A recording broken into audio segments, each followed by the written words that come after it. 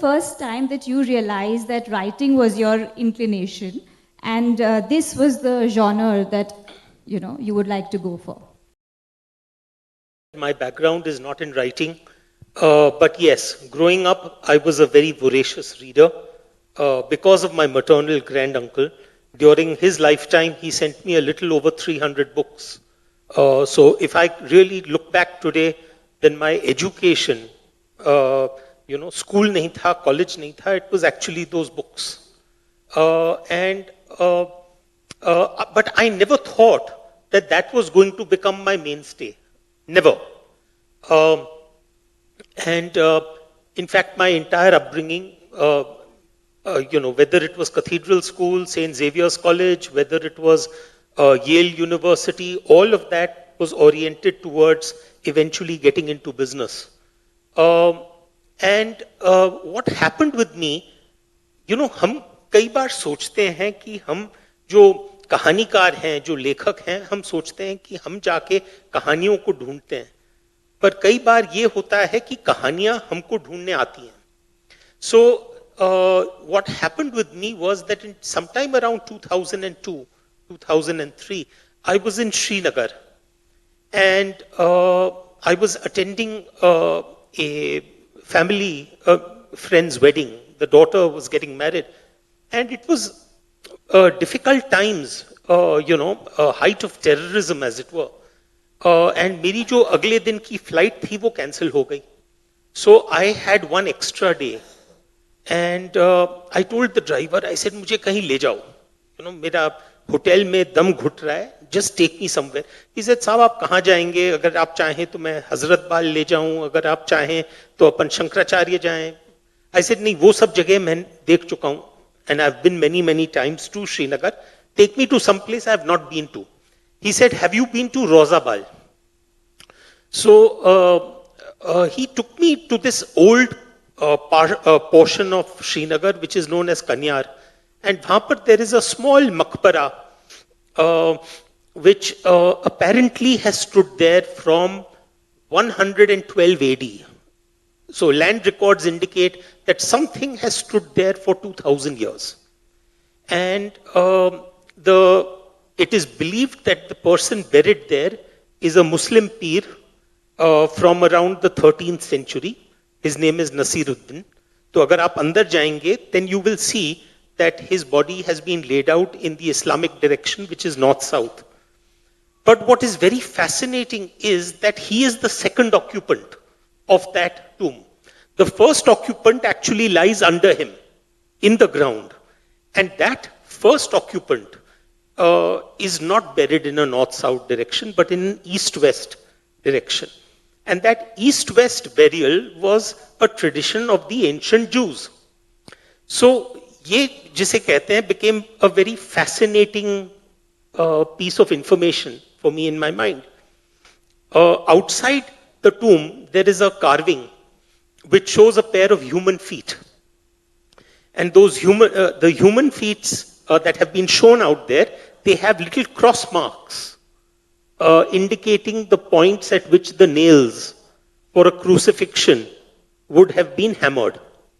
So in other words, the common folklore around this place is that वहाँ पर जो earlier occupant हैं, वो ईसा मसीह हैं.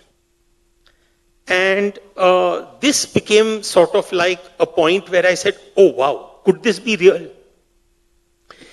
And that's the moment I realized that what fascinates me is that could something which is so unreal, so out there, could it be real?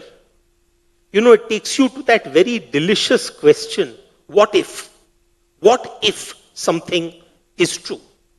And then I ended up, even though I had no intention of writing anything, I spent the next almost 2 years wanting to find out everything that I could. During those 2 years, I must have read about 40 or 50 books on various subjects relating to that.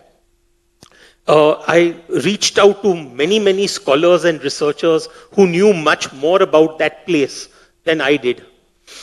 And eventually, ये नौबत आ गई कि my wife, she said कि Ashwin, तुमसे कोई बात नहीं कर सकता है एनी मोर, बिकॉज अगर बात करने की कोशिश की जाए देन तुम किसी ना किसी तरीके से विषय को वापस घूम घुमा के तुम वापस रोजाबाल पे आ जाते हो. So it's very difficult to have a conversation. So she said you need, तुम्हारे अंदर एक कीड़ा है, वो कीड़े को निकालो. So I was wondering how do I do that, and I started writing a 30-40 page thesis on all the research that I had done and how those pieces of research were connected. And then I gave it to my wife. I said, "Isko padho aur batao." So next morning she said, "Congratulations." I was very excited. I said, "Okay, iska matlab hai ki she has liked it." She said, no, congratulations, because I think you have discovered the cure for insomnia. Because I read 1 or 2 pages and I was asleep. So who is going to read this? So that is the time I said that, okay, I have so much research in front of me. Can I make this into a story? And that is how I started writing the Rozabal Line. It was by default. I was not planning to write a book. It just happened. And that's why I say that we writers don't go looking for stories. Stories come looking for us. So it was destined. Absolutely. And your fascination has transcended through your book to all the readers. And I'm sure all of them, are hooked on to the book till they reach the end. That's what I hope. Absolutely.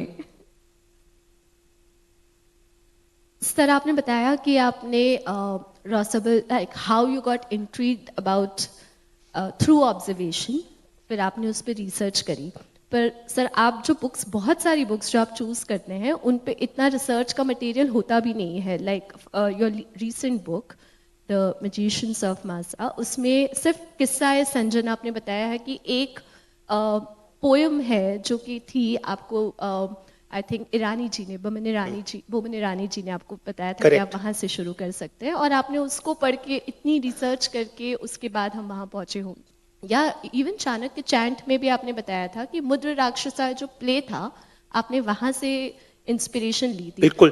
पर sir, अब ये सारे जो historians हैं जो कि facts बता रहे हैं, या ये भी उस टाइम के अश्विन सांघी रहे होंगे, so how do you figure out the difference between the history, fact and some story telling like how we do or you do? So, Shanu, what is history? My favorite definition of history is written by someone called George Santayana, novelist and playwright. And George Santayana said, history is a pack of lies about events that never happened and written by people who were never there. So मतलब एक version है. तो हम ये सोचते हैं कि क्योंकि उसका डेफिनेशन हिस्ट्री है, that is why it should be real. But the reality is कि जो historian है, उसका नजरिया has a tremendous bearing on the narrative. You cannot separate the narrator from the narrative. So my personal view is, it was C.S. Lewis. He said that a myth is a lie that contains a truth. So in some ways, what we consider to be myth at times is more true than what we consider to be truth, that is history. So in other words, there are many lies within history and there are many truths within myth. Now let me just think about this. For me, this idea about not having a distinction between history and myth, how did this come about? The way I'm sitting here today and I'm talking to all of you, many years ago, I had been invited to a lecture in Kolkata. And as usual, I had time, and मेरी एक पुरानी आदत है, अगर मेरे पास 2-3 घंटे होते हैं, मैं निकल चलता हूँ कहीं ना कहीं सैर करने, देखने. तो ड्राइवर से कहा, चलो कहीं ना कहीं ले चलो. तो ही सेड, साहब आप मंदिर जाएंगे? तो अब अगर आप कलकत्ते में हैं और कोई आपसे कहे मंदिर जाओगे, तो you take it for granted कि ये शायद काली मंदिर होगा, दुर्गा माँ का मंदिर होगा, कुछ ना कुछ होगा. So I took off for this mandir. When I reached there, I realized it did not feel like a mandir. It was maybe 10 by 10 and whitewashed walls, no carvings or anything like that. And in the middle of the room, there was a green colored throne. लोग पूजा कर रहे थे, कोई आरती कर रहा था, कोई अगरबत्ती, फूल, पौधे वगैरह, सब कुछ जो नॉर्मल मंदिर का नजारा होता है वो ही था. And then I looked closely and I realized that on that throne there was a picture of Amitabh Bachchan. And I realized कि मेरा जो ड्राइवर है वो मुझे अमिताभ मंदिर में ले आया है. एंड मैं सोच रहा था कि ये रियल है कि नहीं. Is this am I imagining it? Then I went outside and I was waiting for my car to pick me up. And एक छोटा बच्चा था, उसके हाथ में टोकरी थी. He had prasad and he had agarbattis and he had flowers. So usual सामग्री जो आपको मंदिर के लिए जरूरी होती है. तो उसमें से मैंने और कुछ नहीं खरीदा, बट एक छोटी सी किताब खरीदी. एंड दैट किताब, उस पे लिखा था अमिताभ चालीसा. सो आई सेड ना, अब ये तो इमेजिनेशन नहीं है, ये तो मेरे हाथ में है.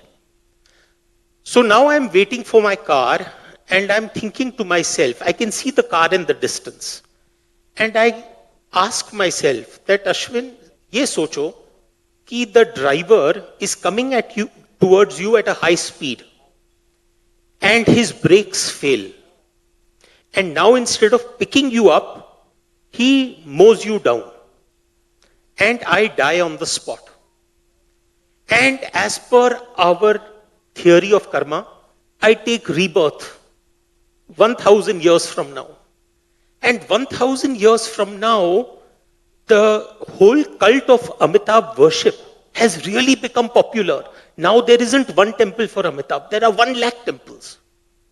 And someone was to ask me, tap me on the shoulder and ask, do you think Amitabh could have been a historical figure?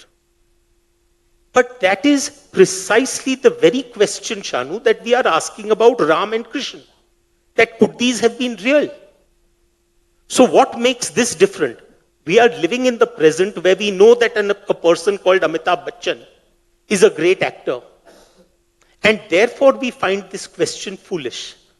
But will this be a foolish question 1000 years from today? So the point I am simply making is that to a very great extent, the distinction between history and mythology is a very, very fine line. And there is bound to, in our culture, we never called our Ramayana or the Mahabharata as mythology. It was always itihas, as it happened. So do you think that we would have written 300 versions of the Ramayana, and each version differs rather substantially? If you read the Valmiki Ramayana, usme to Ram is just a very ordinary human being. By the time you go to the Tulsi Ramayana, Ram has become avatar of Vishnu. अगर आप अद्भुत रामायण पढ़िए तो उसमें the final killing of Ravan is done by Sita, who has assumed the avatar of Durga. If you read the Jain Ramayana, it is Lakshman who kills Ravan. If you read the Anand Ramayana, it is not Sita who is abducted, but Kausalya. So there are multiple versions. There's a Muslim Ramayana in which Ram is a sultan. There is a Buddhist Ramayana in which, the Lao Ramayana, in which Ram is a bodhisattva. So, do you think that we would have written 300 versions of this great epic if there wasn't some truth? That is why I say that C.S. Lewis, what he said, that a myth is a lie that contains a truth. That truth, we have to search it. That's all.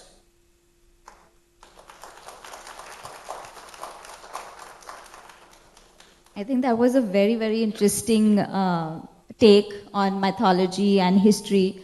To take it ahead from there, we have a lot of students sitting here. And of course, I wouldn't be wrong in saying that history wouldn't be the favorite subject of most of the students here. However, if I were to think that history was taught to them in the manner in which you write your books, I'm sure most of them wouldn't mind opting for history as their वो subject. Dangerous मामला हो जाएगा. You know, जब मैंने पहली किताब लिखी थी द रोज़ाबाल लाइन, तो कुछ पत्रकार आए, उन्होंने पूछा कि व्हाट इज योर क्वालिफिकेशन, आप तो एमबीए फाइनेंस कर चुके हो और आप सडनली ये फिक्शन नॉवल लिख रहे हो on theology mythology. I said देखिए, मेरा एक क्वालिफिकेशन है, मेरी माँ कहा करती थी that when I was small she would say that you are a bloody good liar. You can tell a lie with a straight face and no one knows that you've told a lie. Because हम कहानीकार तो यही करते हैं ना, we make up stories. So अगर आप मेरे कहानियों को हिस्ट्री बना दोगे, तो वो तो बहुत ही डेंजरस मामला है. I am a fiction writer and I take lot of inspiration from history as well as our scriptures and from our myths and from our itihas in order to be able to give you a story that sounds believable.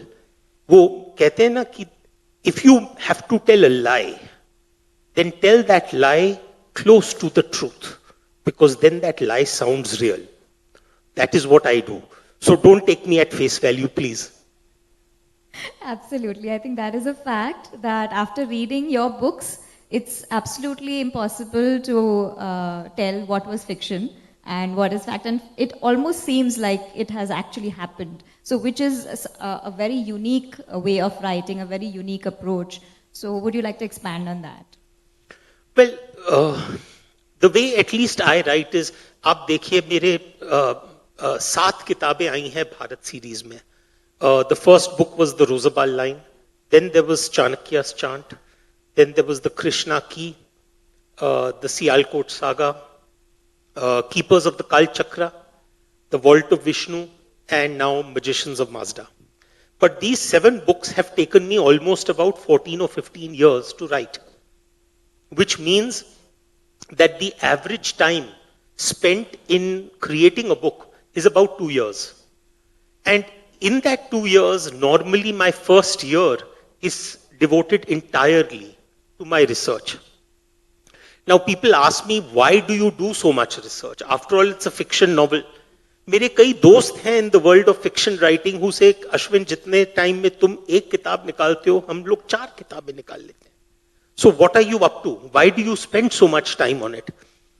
One, because I genuinely enjoy the journey.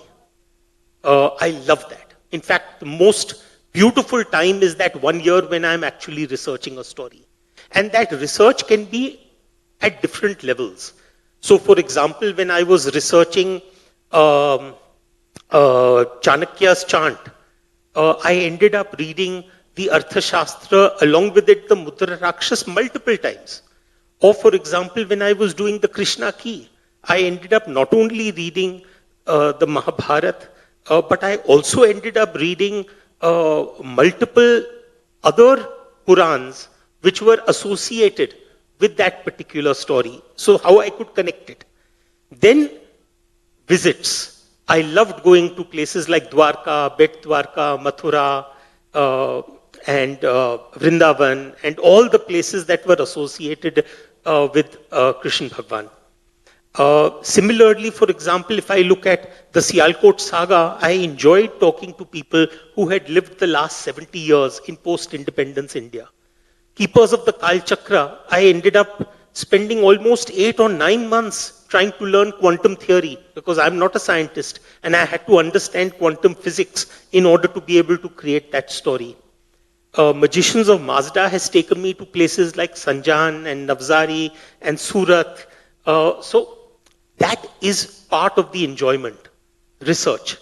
And number 2 is, because of the fact that you have that research, you can lie more confidently. So the story then comes alive. Because the way I like to think about the way I write is, जब आप किसी building को खड़ी करने जाते हैं तो आप पहले उसकी नींव गाड़ते हैं. So the foundation is very critical. And then after that, on that foundation, you put up the columns and the beams.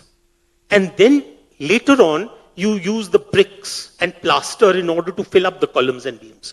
So for me, history, science, philosophy, theology, all of those various disciplines, geography, all of those are my columns and beams.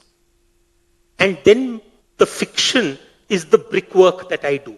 So I don't compromise on the structural integrity of the story because the research has been done 100%.